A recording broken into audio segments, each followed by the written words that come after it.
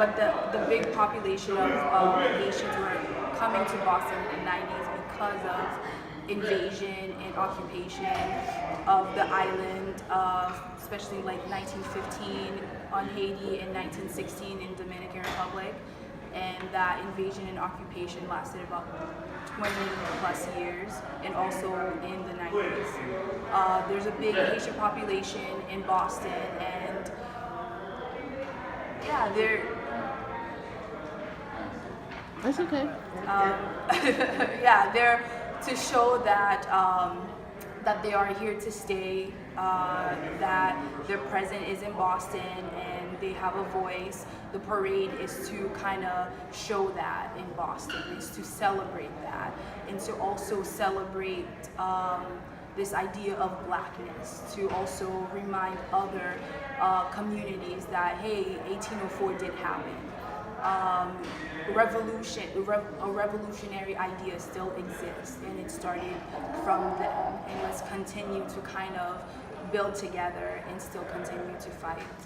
Who was the leader when the revolution started? Toussaint Louverture and Jean-Jacques Dessalines. Thank you. Okay, we have our next guest. Yes. Welcome. Peace and blessing, Hola. everyone. Hola, ¿cómo están? My name is Yvette Modestin. I'm the co-founder of ARAC, or RCAA, which is the Regional Council of Africans in the Americas. And our intent in our founding is to bring a stronger, unified voice of Africans in the Americas to African liberation conversations and agendas in this country, and making that connection deeply rooted in our Africanness and in our common experience that moves beyond the borders of our countries or the languages that we speak. And at the end of the day, we are all Africans seeking liberation. One of the ARAC's missions is to connect any liberation conversation in the U.S. to what is happening in our region, Latin America and the Caribbean. And there's a list right now. Today we're sitting here on the elections in Venezuela. And we recently had the pleasure of going to Venezuela and really sitting with the Afro-Venezuelan community and seeing that the Bolivarian message is deeply rooted in the future of a stabilized Venezuela and supporting that process. We also then were able to engage with President Maduro on a reparations issue. And before us, President Maduro signed the Decade of People of African Descent and honored that reparations was going to be the issues that he was going to be addressing. We are also paying attention to what just happened in Nicaragua as it really destabilized the country. The direct interest for us is I'm also the diaspora coordinator for the Network of Afro-Latin American Women, and we're based out of Nicaragua and Managua. So we were very concerned, but that Sandinista fire movement still exists of the people in Nicaragua, and our leaders in Nicaragua are stable, and I think moving forward with seeing pushing for more democracy in that country. We see what's happening in Honduras. We take position on that too, because the people most affected by an election that was not fair and democratic are those that look like us and indigenous people. We also want to bring attention to the continued just murders, assassination of Afro-Colombian leaders, even during this peace process. We've had daily killings, weekly killings of Afro-Colombian women and men who are doing exactly what we have been doing here this weekend. And lastly, something to celebrate in our region is that Costa Rica now has the first black female vice president and the first black vice president woman of African descent in the world, in Costa Rica, in one of our fierce leaders, Epsi Campbell Barr. So, we want to have that deeper connection that no matter where we're standing, when you put all of us together, we have a very deeply common experience, and that sense of commonality allows us to stand up in unity and in solidarity. I appreciate that. I'd like to revisit the talk on the Sandinistas you mentioned. Can you give a little background? I wanted to expand on the Sandinista movement, although not as present as it was in the 70s and the 80s, it still feeds the movement of the people in Nicaragua. It feeds their willingness and to fight and advocate for democracy.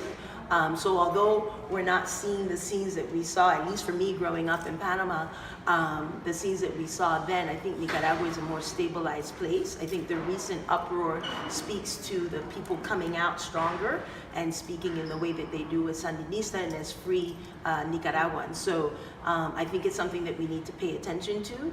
You know, Latin America is prime to a lot of U.S. involvement, and so we're in the middle of everything. So we're really feeling like our region is key to the stabilization across all ways. Thank you, I appreciate that. Monica, would you like to introduce yourself? Yeah, Monica Moorehead, a secretary, member of Workers' World Party, and also a co-coordinator of the International Working Women's Day Coalition in New York City. And what are you here for in Durham this weekend? I came here to show solidarity with the sort of the ushering in of the First National Assembly for Black Liberation. We feel as a party that this is very, very important in terms of helping to strengthen the left in the United States, and the role of Black revolutionaries, Black leftists, no matter what their ideology may be from one spectrum to another. It's very important for us to come together, to unite, to put aside any political differences, and it's come together to show that we are in solidarity with each other against the common enemy, which is capitalism, imperialism, and we know that the outgrowth of that system is racism, white supremacy, patriarchy, sexism, homophobia, LGBTQ oppression, all of the different class divisions that have kept us apart.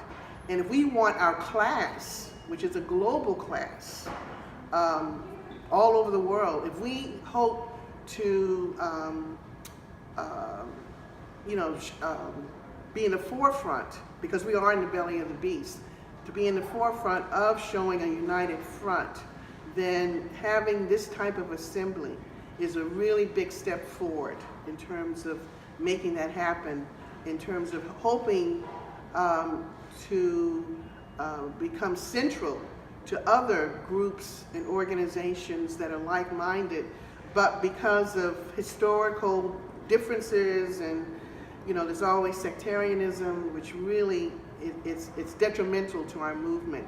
We need to fight that on a daily basis and come together and build these united fronts to bring about a new world, to bring about a social revolution, which we need so desperately inside the United States, because we know once we build a strong, revolutionary, united, independent movement, that it will impact the rest of the world.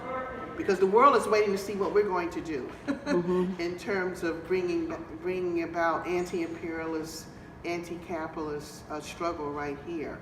And so our party is, since 1959, we've always been in solidarity with the most oppressed, both here and around the world. We support the right to self-determination.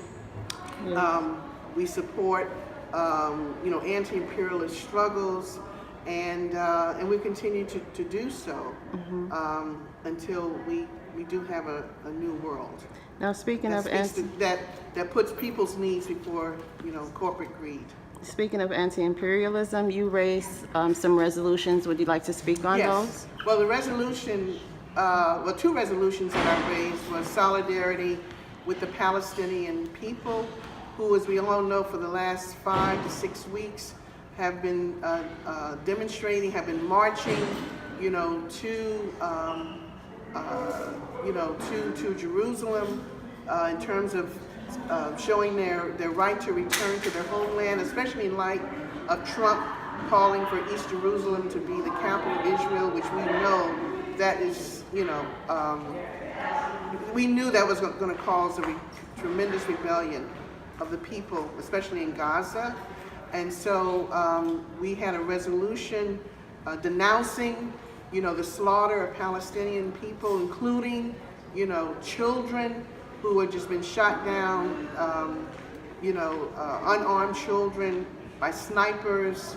And we know that Israel cannot exist for one day if it was not with the backing of U.S. imperialism.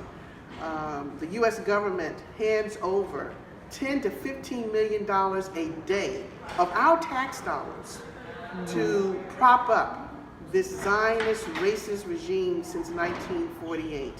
And with every killing of a Palestinian person, with every displacement of a Palestinian person, that helps to isolate Israel around the world.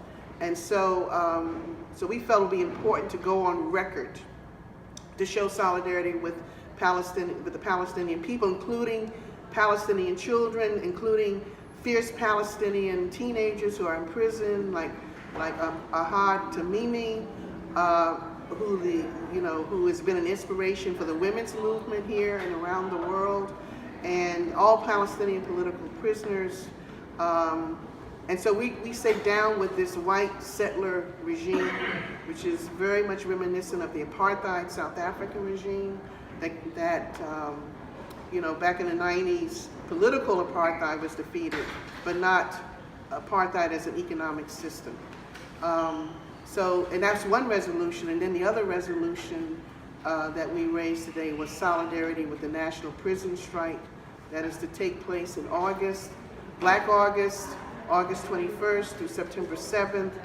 Prisoners are workers, they're just behind bars, and these workers, they're so heroic, they face such deplorable conditions, and we want to show our solidarity with our sisters and brothers who are behind the bars, who are, in their own way, are uniting, against these deplorable conditions and for the rights of workers. Right. I appreciate it. Thank you. Thank you.